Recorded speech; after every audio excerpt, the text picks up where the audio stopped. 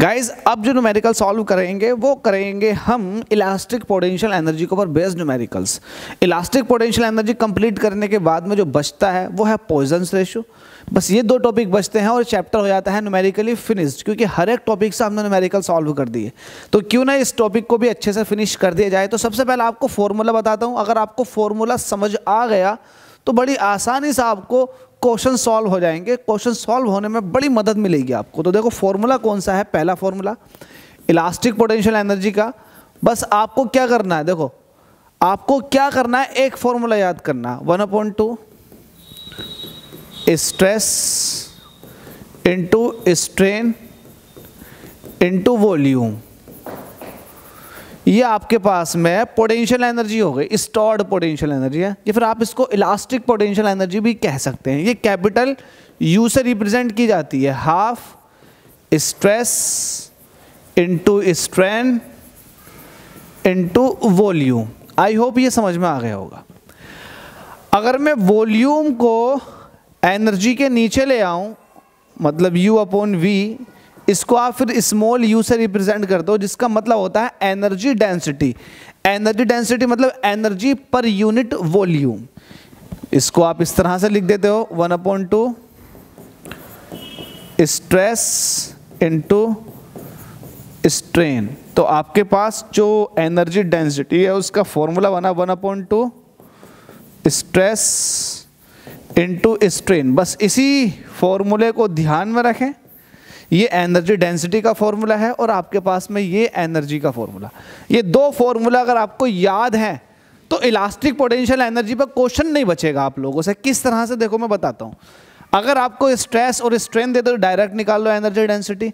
अगर स्ट्रेस ना दे करके आपको यंग्स मॉडुलस दे रखा, तो फिर आपको ये फॉर्मूला यंग्स मॉडुलस में किस तरह से कन्वर्ट करना मैं बता देता हूँ। देखो आपको पता है स्ट्रेस, यंग्स मॉडुलस का फॉर्मूला क्या होता है, Young's modulus is equal to stress upon strain.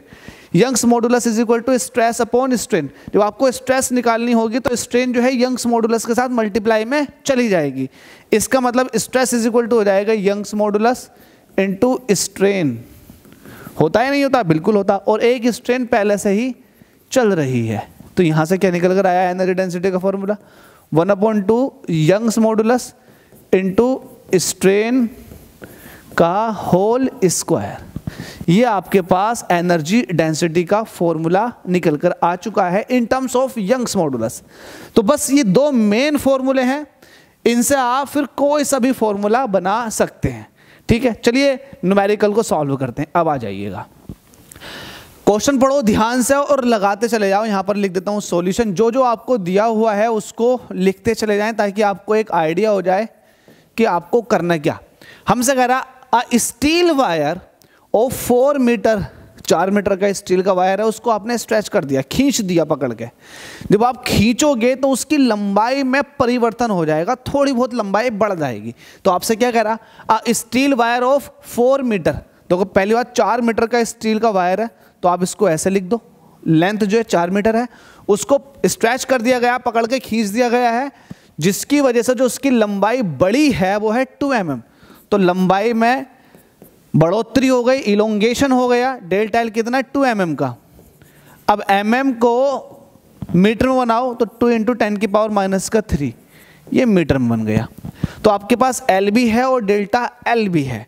ठीक है, तो इसकी वजह से आप स्ट्रेन निकाल सकते हैं। लेकिन देखते हैं क्या पूछ रहा है। The cross sectional area of the wire is, देखो एरिया भी दे रखा, cross sectional area. Cross sectional area की वैल्यू कितनी है, 2 मिलीमीटर का स्क्वायर, 2 mm का स्क्वायर। ठीक है भाई, इसको अभी ऐसे रहने दो। आपसे कह रहा है if Young's modulus of steel, steel का आपको यंग्स मॉडुलस दे रखा, मतलब y की वैल्यू दे रखी है। y मतलब एक तरह का गामा है, ये y कितना बनता है, यह है 2 × 10⁻11 न्यूटन पर मीटर स्क्वायर। आपके पास यंग्स मॉडुलस है। आपसे कह रहा पहले पार्ट में find energy density of the wire, आपको एनर्जी डेंसिटी बतानी है। तो आपको पता है, फर्स्ट पार्ट को सॉल्व करो। एनर्जी डेंसिटी मतलब स्मॉल u, और एनर्जी डेंसिटी क्या होता है, एनर्जी पर यूनिट वॉल्यूम, जिसकी वैल्यू होती है 1/2 यंग्स मॉडुलस इंटू स्ट्रेन इसका होल स्क्वायर। 3 फॉर्मूले बने थे, उसमें से एक फॉर्मूला आप यूज़ कर लो। तो small u is equal to half, यहाँ पर यंग्स मॉडुलस की वैल्यू दे रखी है कि आपको, बिल्कुल दे रखी है 2 × 10⁻11, तो 2 × 10⁻11। क्या अभी यहाँ तक क्लियर हो गया? आई होप क्लियर हो गया होगा ना आप लोगों को। इसके बाद आता है स्ट्रेन का स्क्वायर। स्ट्रेन आपको पता है change in length upon original length, ये होती है स्ट्रेन, इसका स्क्वायर। ठीक है, इसको अब सॉल्व कर लेते हैं। ये 10⁻11 बचा। डेल्टा एल की वैल्यू कितनी है? 2 × 10⁻³ अपॉन एल। एल कितना? 4 मीटर। इस पूरे का स्क्वायर 10⁻11 ऐसे रहेगा। अब देखो 2 से काटोगे 4 को तो 1/2 हो जाएगा। ये 1 2 1 2 2 4, इसका स्क्वायर करोगे तो 10⁻6 ऊपर और 4 नीचे। ठीक है, इसको मैं ये कह सकता हूँ, इसको मैं ये कह सकता हूँ क्या? चलो कुछ मत कहो, 1/4 अलग लिखो, ये तो हो जाएगा 10⁻5। जब -6 11 में से निकलेंगे तो प्लस का 5 हो जाएगा। इसको सॉल्व करोगे तो ये आ जाएगा 0.25 × 10⁻5। सही करके दिखाओ, 2.5 × 10⁻4। तो ये आपके पास एनर्जी डेंसिटी आ चुकी है। एनर्जी डेंसिटी ये हो जाएगा जूल पर मीटर क्यूब। एनर्जी डेंसिटी पहला वाला पार्ट फिनिश। दूसरे वाले पार्ट में आपसे कह रहा है the elastic potential energy stored in the wire. तो पहला वाला पार्ट आपको क्लियर हो जाना चाहिए। मैं इसका आंसर चेक कर लेता हूँ। 2.4 × 10⁻4 बिल्कुल सही है। इसके बाद सेकंड वाले पार्ट में आपसे क्या कह रहा? तेरा सेकंड वाले पार्ट में देखें, आपसे कह रहा है elastic potential energy stored in the wire. तो अब आपको इलास्टिक पोटेंशियल एनर्जी बतानी है। क्या बतानी है? Elastic potential energy. सेकंड वाला पार्ट इलास्टिक पोटेंशियल एनर्जी बतानी है, बिल्कुल बता देंगे। इलास्टिक पोटेंशियल एनर्जी जो होती है वो होता है energy density into volume. Energy density into volume.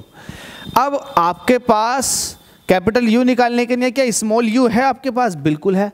क्या वॉल्यूम है आपके पास? तो वॉल्यूम जो होता है वो एरिया इनटू लेंथ होता। तो एरिया भी आपके पास है और लेंथ भी आपके पास है। तो डायरेक्ट फॉर्मूला लगाओ, U is equal to capital U is equal to small u into we.